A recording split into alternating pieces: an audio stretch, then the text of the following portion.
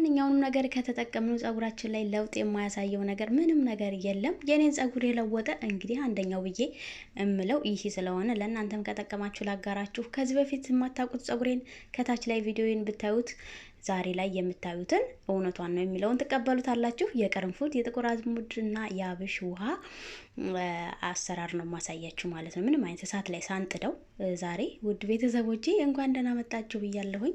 አዳዲስ የምትመጡ ሰብስክራይብ ማድረጋችሁን እንዳትረሱ። ነባር ጓደኞቼ ሁሌ ስለምታበረታቱኝ ፈጣሪ ያክብርልኝ። እግዚአብሔር አምላክ ሀገራችንን ሰላሙን ያምጣልን እላለሁ። ወደ አሰራሩ እንግባ።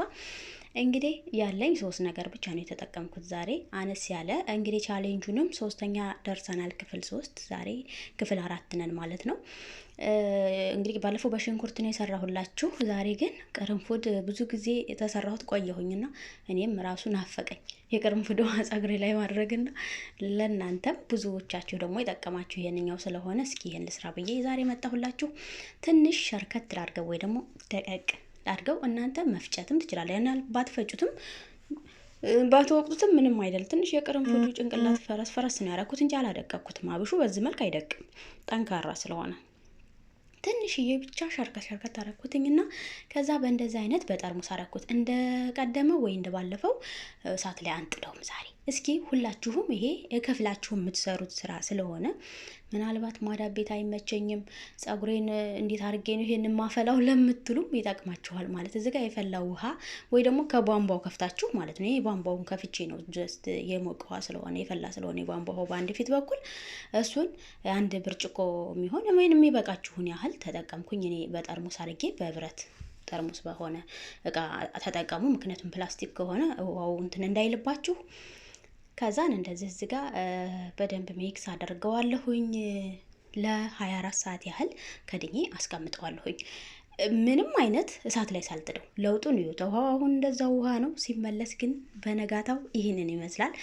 24 ሰዓት ቆይቶ የፈላ ውሃ በቃ ጀስት ብናፈላውም ይሄ ከዚህ የበለጠ ሻይ የሆነ ከረር አይሰጠንም። ቆንጆ እንደውም ይሄ ነው። አብሽ ተዘፍዝፎ ሲከርም ሙሉ ውህዱን ይዞልን ይወጣል። አብሹ አሁን እንደዚህ በእጃችሁ ስትነኩት ራሱ ፍርስ የማለት እንትን አለው። ቆንጆ ነው። የሁለቱንም ውህድ ጥቁር አዝሙዱን፣ አብሹን፣ ቅርንፉዱን የሶስቱንም ጥቅም እናገኘዋለን። ምንም አይነት እሳት ላይ ሳንጥደው ማለት ነው። በዚህ መልኩ ቅርንፉድ መጠቀም ለምን ይጠቅማል? ለጸጉር እድገት ብቻ አይደለም። ሰው የጸጉር እድገት እንደ ተፈጥሮ ነው። አዎ እውነት ነው።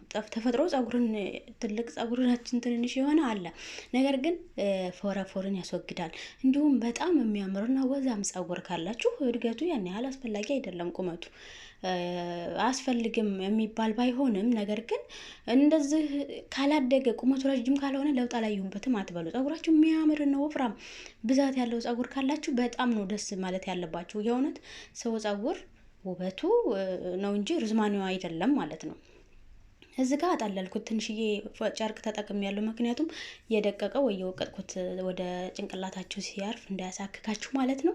ይህ ለፎረፎር እንዲሁም ደግሞ ለሚበጣጠስ፣ ለተሰባበረ፣ ለተከረደደ ጸጉር እጅግ በጣም ምርጥ ብዬ እኔ ከወደድኩት ብዙ ጊዜ ተናግሬያለሁኝ። ቤታችሁ ልታጡት የማይገባው ነገር ቢኖር ቅርንፉድና ሮዝመሪ ብዬ ተናግሬያለሁ። ሮዝመሪ ቅባቱ እንዲሁም ውሃውን መጠቀም ትችላላችሁ። ከውሃው ይልቅ ግን ቅባቱ ነው ሮዝመሪ ብትጠቀሙ ተመራጭ ነው። እንግዲህ ስለዚህ በዚህ መልኩ አሰናድቻለሁኝ። የኔን ጸጉር እዩት። ሰው ቁጥጥር ሰርቸው ነበርና ቁጥጥሩን ስፈታው እዩት ብዛቱ እንዴት እንደሚሆን ማለት ሰው ጸጉር ብዛቱ እንጂ ቁመቱ አይደለም የምለው ለዛ ነው። ይሄንን አሁን በዚህ መልኩ እንደዚህ ፈትቼዋለሁኝ በደንብ አበጥሬ ይሄው ይሄን ይመስላል ማለት ነው። ትንሽ ወፈር ባለ ማበጠሪያ ወይ ለቀቅ ያለ ማበጠሪያ አበጠርኩትኝ። ነገራችን ላይ ወሳኝ ደግሞ ከሌላውም ቀጣዩ የሚያስፈልገን ጸጉራችን የምናበጥርበት ሚዶ ነው ማለት ነው። ሚዶአችሁ ቢያንስ ድቅቅም ያላለ ጸጉርን የማይነጫ ሚዶ መሆን አለበት ማለት ነው። እዚህ ጋር ያው ቤት ውስጥ ሲሆን እንደዚህ ገንጉኘዋለሁ፣ ጫፍ እንዲለሰልስ እንደዛ አደርገዋለሁኝ ማለት ነው። እዩት እንዴት በቃ ይሄ ጫፉ ራሱ በጣም ወፍራም ጸጉር እንዲሆንላችሁ ያደርግላችኋል ማለት ነው። ዋናው ይሄ ስለሆነ ደግሞ ጸጉር ርዝማኔው ብቻ አይደለም የምልበት ምክንያት አንዱ እሱ ስለሆነ ማለት ነው። ስለዚህ ሁላችሁም ቢሆን የሆነ ነገር ስትጠቀሙ በትዕግስት ቢያንስ ለ3 ወር ለ4 ወር አንድ ነገር ተጠቀሙ የሚመቻችሁ እንጂ እኔ ቅርንፉድ ስለተመቼ ለእናንተ ይመቻችኋል ማለት አይደለም። የተመቻችሁን ነገር ግን ተጠቀሙት። እኔ ግን ልነግራችሁ የምወደው ነገር ቢኖር ቅርንፉድ ከቤታችሁ ባታጡ ደስ ይለኛል። የእውነቴን ነው። ምክንያቱም ጸጉርን ያሳድጋል። ማሳደግ ብቻ አይደለም፣ ጸጉርን ፎረፎር እንዲሁም የመበጣጠስ የሚያሳክካችሁ ነገርን በጣም አድርጎ ያስወግዳል።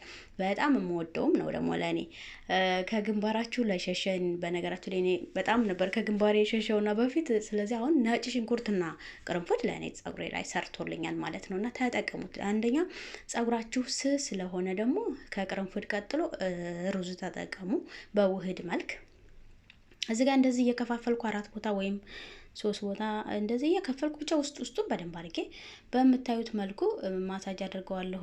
ማሳጅ ማድረግ ጥቅሙ ብዙ ነው። ለቆዳችሁ ብቻ አይደለም፣ የእውነቴን ነው። ጭንቅላታችሁ ራሱ በደንብ አድርገው እንዲንቀሳቀስ ያደርገዋል። ያ ማለት ጭንቀት እንደዚህ ድብር ያላችሁን ጭንቅላታችሁን ማሳጅ ስታደርጉ የእውነቴን ነው የደም ስራችሁ ሲንቀሳቀስ ልቅቅ ያደርጋችኋል። ማንኛውንም ነገር ስትቀቡ ደግሞ ጸጉራችሁን ማሳጅ ማድረጋችሁን እንዳትረሱ። በነገራችን ላይ ካሜራው እንደምታዩት ብልጭ ድርግም እያለብኝ ነው። ጸጉሬን ነጭ አንድ ቦታ ያደርገዋል፣ የሆነ ቦታ ደግሞ የሆነ ነገር ያደርገዋል እና ምንም ማድረግ አልቻልኩም። እስከሚስተካከል እንግዲህ ቻሉት ማለት ነው። ስለዚህ ጸጉራችሁን ማሳጅ ስታደርጉ የሚጠቅማችሁ ለእድገት ብቻ ሳይሆን ለብዙ ነገር ነው።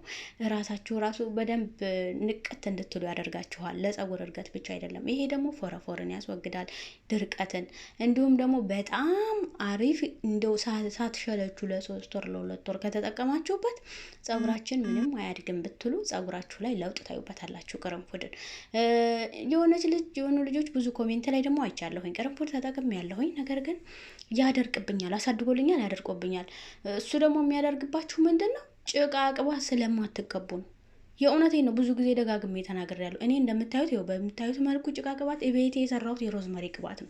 በነገራችን እየጨረስኩኝ ነው። ደግሜ ስሰራ አሳያችኋለሁ አሰራሩን። አለዛ ደግሞ ከታች ታገኙታላችሁ ሊንኩን ማለት ነው። የጭቃ ቅባት አሰራሩን ጫፉን ቅባት ካልተቀባችሁት ቅርንፉድ ወይም ደግሞ ውሃ ነክ ነገር ስትቀቡ ማንኛውም ነገር ጸጉር ያደርቃል። ይሄ ጭቃ ቅባት የሚሰራው ለእንደዚህ አይነት ነገር ስትቀቡ ጫፉን ጭቃ ቅባት ሰርታችሁ ጎን አድርጉት። ውስጡን ብቻ ነው ይሄ ቅርንፉድ ውሃ የሚያስፈልጋችሁ። ውህድ ሰርታችሁ ካልሆነ በስተቀር እስከ ጫፉ ድረስ መጠቀም ያለባችሁ። ውሃው ምንም አይሰራላችሁ፣ ለጫፉ ጸጉሩን ያደርቃል። ስለዚህ ለጫፉ ግዴታ እንደዚህ አይነት ቆንጆ ቅባት ሰርታችሁ መጠቀም አለባችሁ። ማንኛውንም ቅባት ግድ ቤታችሁ መስራት አይጠበቅባችሁ። ጭቃ ቅባት ቤታችሁ ካለ መስራት ትችላላችሁ። ያለዛ ደግሞ ከሱቅ የገዛችሁት ማንኛውም ቅባት ተጠቀሙ። በደንብ ማሳጅ በማድረግ ደግሞ እንደዚህ ተቀብታችሁ ከፈል ይሄ ጸጉራችሁ ላይ የሚቆይ ነው። በነገራችን ላይ ይሄ መታጠብ አይጠበቅባችሁ። ምንም አይነት ሽታ የለውም። እሳት ላይ አልተጣደም፣ ሽታ አያመጣም፣ ምንም አይነት ነገር የለውም። ይሄ ተቀብታችሁ ለ3 ቀን ለ4 ቀን ጸጉራችሁ ላይ ማቆየት የምትችሉት ቤት ውስጥ ስትሆኑ፣ ከዛ መታጠብ። እኔ አሁን አልታጠበውም። 3 ቀን ሲሞላኝ በሶስተኛው እስከ 3 ቀን ድረስ እንደዛ አደርግና በሶስተኛው ቀን ውህድ ሰርቼ እታጠበዋለሁ ማለት ነው። ንጹህ ቆዳ ላይ ብትቀቡት ይበልጥ ለውጡን ታገኙበታላችሁ። ስለዚህ ሁል ጊዜ ስትቀቡ ደግሞ እንደዚህ ማሳጅ አድርጋችሁ ስጨርሱ ጫፍጫፉን ጎንጎናችሁ መልቀቃችሁን ወይ ደግሞ ጎንጎናችሁን እንዳትረሱ። ምክንያቱም ይሰባበራል፣ ይበጣጠሳል። ጫፍጫፉ ስተኙ ደግሞ እንደዚህ ሰርታችሁ ውሃው ድርቅ እንዲልላችሁ ማታ ማሳጅ አድርጋችሁ ጠዋት ላይ ብትን አድርጋችሁ አበጥራችሁ እንዲነፍስበት መልቀቅ። ምንም አይነት ሽታ የለውም። ስለዚህ ይሄ መታጠብ አያስፈልገውም። ብዙ ጊዜ የምትጠይቁኝ ናችሁ። እንደውም ኮሜንት ላይ ራሱ ያው ቪዲዮ እስከ መጨረሻው ስለማታዩት ነው እንጂ እኔ እሰጣለሁ፣ እናገራለሁ። ግን መቼ ነው የምንታጠበው? እስከ ስንት ቀን ነው ምናምን ትሉኛላችሁ። ይሄ እስከፈለጋችሁ ሰዓት የምታቆዩት ነው። ጸጉራችሁ ላይ ምንም አይነት ነገር አያመጣም። እንዲሁም ከማሳከክ ትድናላችሁ። ጸጉራችሁን አያሳክካችሁም። ጸጉራችሁን ምንም አይነት የጸጉራችሁ ድርቀት አይሰማውም።